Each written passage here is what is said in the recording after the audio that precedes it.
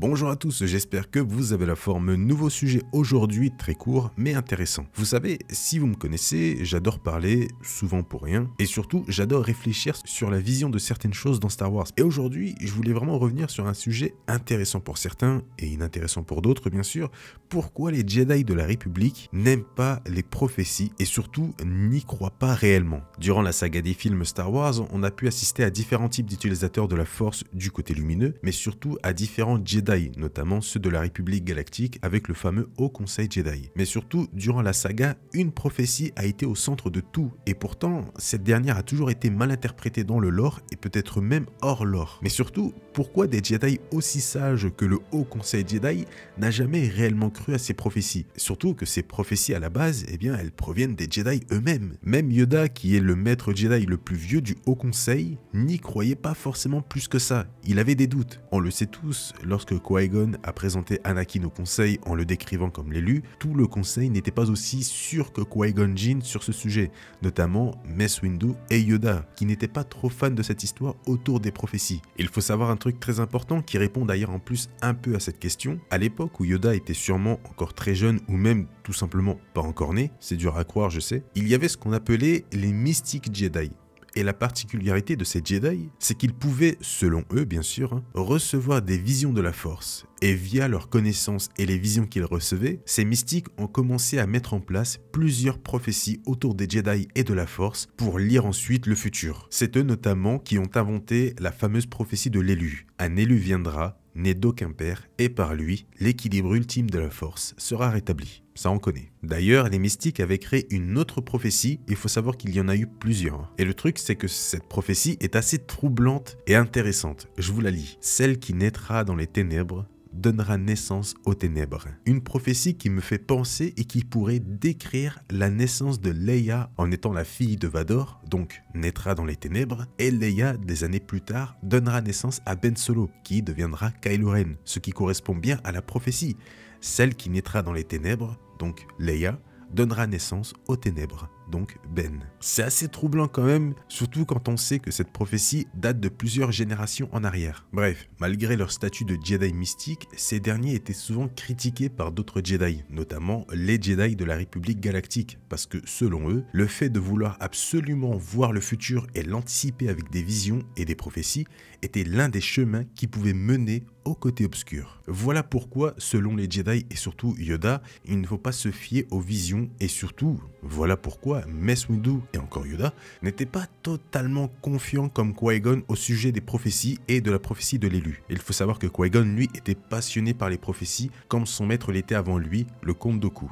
Attention, les grosses questions de la vidéo arrivent. Comme d'hab, après avoir entendu les questions, vous pouvez soit mettre pause et répondre à ces questions, ou attendre la fin de la vidéo et y répondre. Vous faites comme vous voulez. Peut-on en vouloir aux deux Jedi, Mace Windu et Yoda, de ne pas y avoir cru? S'ils avaient cru à cette prophétie de l'élu en voyant Anakin, tout ce qui est arrivé ensuite aurait pu être évité selon vous? Une simple croyance aurait pu tout changer? Je vous laisse répondre à ça dans les commentaires, vous faites comme vous voulez. Personnellement, je pense qu'on ne peut pas en vouloir à Yoda et Mace Windu d'avoir été prudents avec cette prophétie. Quand on connaît l'histoire des Jedi, on sait à quel point ils n'aiment pas profiter de la Force pour faire des choses qui ne devraient pas être faites. Par exemple, baser ses actions futures en s'aidant de la Force pour voir l'avenir comme les mystiques. Le fait de vouloir absolument connaître l'avenir est une preuve de désir personnel et donc en effet d'un chemin et sûrement même le chemin le plus dangereux du côté obscur. Si tu connais ton futur et le futur de ton ordre via la Force et que tu souhaites le sauver malgré sa destruction annoncée par la Force, ça pourrait être contraire à ce que la Force a décidé de faire de toi et de ton ordre. Donc les Jedi iraient contre la Force pour contrer ce qu'elle a annoncé. Et ça, c'est tout le contraire des Jedi. Mais d'un côté,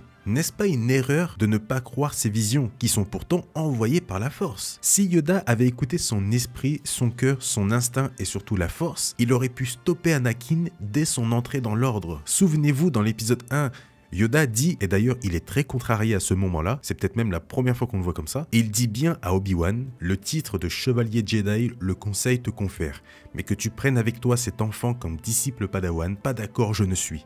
L'élu, il se peut que l'enfant soit, cependant, un grand danger je redoute dans son initiation. L'entêtement de Qui-Gon, je sens en toi, tort, cela te portera. tout ce que Yoda raconte à Obi-Wan à ce moment-là, tous ses doutes se sont malheureusement réalisés. Il a anticipé le fait que si Obi-Wan prend Anakin, ce dernier provoquera un grand danger. Et tout ça à cause de l'entêtement d'Obi-Wan qu'il a hérité de son maître Qui-Gon. D'une certaine manière, Obi-Wan lui a préféré faire confiance à la prophétie apprise par son maître, et Yoda lui, au contraire, qui est bien plus sage qu'Obi-Wan, a préféré malgré tout et malgré son instinct, ne pas faire confiance à ce qu'il avait pu ressentir via la force concernant Anakin. Mais finalement, c'est Yoda qui avait raison, notamment avec la phrase « L'entêtement de Qui-Gon, je sens en toi ». Tort, cela te portera. Cette phrase à elle seule décrit sûrement l'erreur d'Obi-Wan et plus tard la chute de l'ordre Jedi, l'entêtement. Luke Skywalker décrit aussi d'ailleurs bien ce qu'a fait Obi-Wan en disant à Rey « C'est un maître Jedi qui est responsable d'avoir créé et formé Dark Vador », en parlant d'Obi-Wan qui est en partie responsable de tout ça comme l'avait pressenti Yoda des années plus tôt. C'est pour ça que je n'arrive pas à être d'accord avec les personnes qui disent que c'est la faute de Yoda et surtout Mace Windu que l'ordre Jedi est tombé parce qu'ils n'ont pas considère Anakin comme un élu à proprement parler. Ils ne l'ont pas respecté. Alors, même s'il l'avait respecté en tant qu'élu ou autre, le plan de Sidious se serait réalisé quoi qu'il arrive avec Padmé et Shmi en élément déclencheur pour Anakin. Yoda avait totalement raison. Et la personne qui a fauté sur ce coup, c'est bien le maître Jedi Obi-Wan Kenobi. D'ailleurs, Obi-Wan avait menacé 2 fois Yoda de quitter l'ordre Jedi avec Anakin pour continuer à l'instruire en dehors de l'ordre. Ce qui montre une nouvelle fois l'entêtement d'Obi-Wan face à tout ça. Surtout qu'à ce moment-là, le problème c'est qu'Obi-Wan n'avait pas encore l'expérience de Qui-Gon. Qui-Gon lui pouvait se permettre ce genre de choses, il savait comment gérer tout ça. Obi-Wan lui ne savait pas. C'est pour ça aussi que Yoda a accepté. Il ne pouvait pas les laisser comme ça dans la nature, c'était trop dangereux. Et je me pose même une nouvelle question assez intéressante, je vous la pose aussi.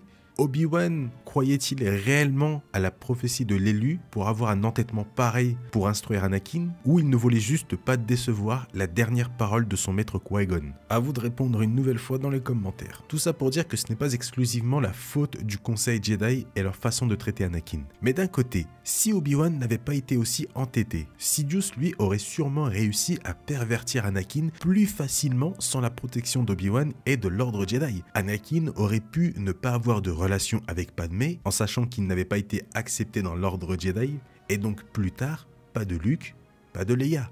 Et s'il n'y a pas de Luke, il n'y a pas de nouvel espoir face à l'Empire et surtout face à un Dark Vador surpuissant sans armure, puisque s'il n'avait pas été dans l'ordre Jedi, Obi-Wan n'aurait pas pu être son maître et donc il ne l'aurait pas affronté sur Mustafar. Mais Sidious lui aurait quoi qu'il arrive continué son plan et aurait pu même faire tourner Anakin beaucoup plus vite que prévu, tout en continuant d'être le chancelier jusqu'à l'arrivée de l'armée des clones, Ordre 66, destruction de l'ordre Jedi et un Vador sans armure aux côtés de Sidious. Tout ça aurait pu être une possibilité si Obi-Wan n'avait pas été aussi entêté de prendre Anakin comme Padawan. C'est un mal pour un bien, mais dans ce cas-là, c'est un mal pour un mal moins important, puisque dans tous les cas, il y aura des morts. Heureusement, finalement, qu'Obi-Wan a persisté pour prendre Anakin sous son aile. Cette décision aura de lourdes conséquences, mais au moins un espoir sera là pour tout réparer. Voilà, je n'ai plus rien à dire dessus. J'espère que cette vidéo vous a plu, que cette petite réflexion vous a plu. Moi, comme d'habitude, j'adore faire ce genre de vidéo et je compte en faire une similaire, sauf que le sujet principal sera Luke Skywalker, parce qu'il en a pris sur les épaules ce personnage. Merci à tous d'avoir regardé cette vidéo. Si elle vous a plu, comme d'habitude, le petit pouce bleu, on n'oublie pas ça, vous connaissez la chanson, c'est gratuit. Le commentaire, bien sûr, avec ce genre de vidéo, ne soyez pas timide, faut participer. De toute façon, il n'y a pas de mauvaise réponse. Donc n'hésitez pas à répondre à toutes les questions que j'ai posées dans cette vidéo et à me donner vous votre réflexion par rapport à tout ça. Et voilà, merci encore une fois aux membres soutiens de la chaîne, c'est très important, je le dirai à chaque fois, mais pour moi c'est très important, donc merci à vous et aussi, comme d'habitude,